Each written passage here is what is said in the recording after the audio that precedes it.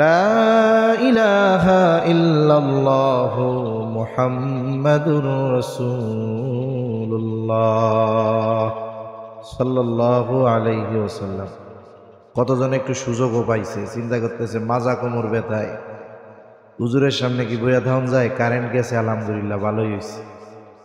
কে কে গেল গায়ে তো আর দেখলো না। যাই হোক, তাহলে কোরআনুল কারীমের মধ্যে আল্লাহ তাআলা তাকওয়া অর্জনের আদেশগুলো, পদ্ধতিগুলো সুস্পষ্টভাবে জানায় দিয়েছে। আমরা অল্প কয়েকটা জানবো, মনে রাখবো, বলেন ইনশাআল্লাহ। আল্লাহ রাব্বুল আলামিন বলেন, ইয়া আইয়ুহাল্লাযীনা আমানুত্তাকুল্লাহ। আল্লাহ তাআলা বলেন, হে ঈমানদারেরা, তোমরা মুত্তাকি হয়ে যাও।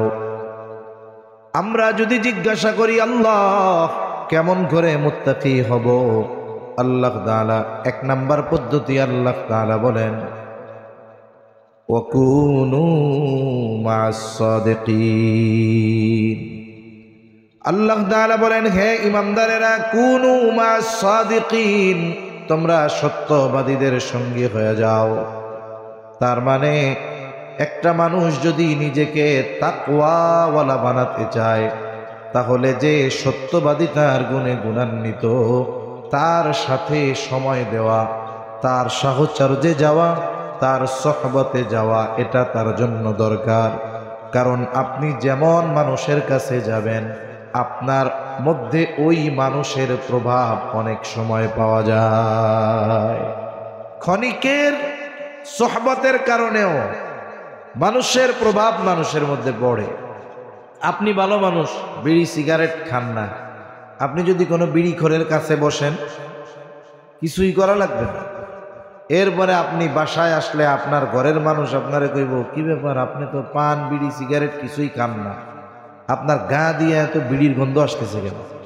তার মানে এই বিড়িখোরের পাশে বসার কারণে আপনার মধ্যে বিড়িখোরের কিছু জিনিস চলে গেছে, না খাইয়াও বিড়িখোর নাম হয়ে যাইতেছে। আবার আপনি যদি কোনো ভালো মানুষের সংস্পর্শে যান, আতরের দোকানদার, সুগন্ধির দোকানদারের সাথে আপনার সম্পর্ক গেছেন, দেখবেন ওর দোকানের যেখানেই ধরবেন সেখানেই ঘ্রাণ, অটোমেটিকলি নিজেও ঘ্রাণ পাওয়া যাবে, গায়ের সাথেও ঘ্রাণ লেগে যাবে। এই জন্য আমরা যদি প্রকৃতপক্ষে মুত্তাকি হতে চাই, আল্লাহকে ভালোবাসতে চাই, ভয় করতে চাই, আল্লাহর নিষেধ সমূহ থেকে যদি বেঁচে থাকতে চাই, তাহলে সত্যবাদীদের সঙ্গ অবলম্বনের দরকার আছে না নাই?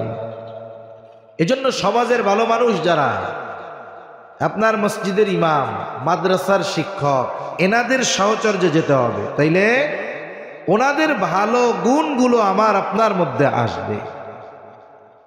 কারেন্ট যাওয়ার আগে বলতেছিলাম যে দেখেন, তাকওয়া অর্জন, এই যে রমজান মাস আসতেছে, এটাও কিন্তু তাকওয়া অর্জনের জন্য আল্লাহ তাআলা দিয়েছেন। যখন শাবান মাস চলে আসে, নবীজি সাল্লাল্লাহু আলাইহি ওয়াসাল্লাম বলেন, আহসু হিলালা শাবান আলি রমাদান, তোমরা শাবানের চাঁদ গণনা করো, তার মানে শাবানের তারিখগুলো গণনা করো রমজানের জন্য। এখন যদি আমরা শাবানের তারিখগুলো গণনা করি, হিসাব রাখি, বলে এই হিসাব রাখার জন্য আমাদের সওয়াব দিবেন কে?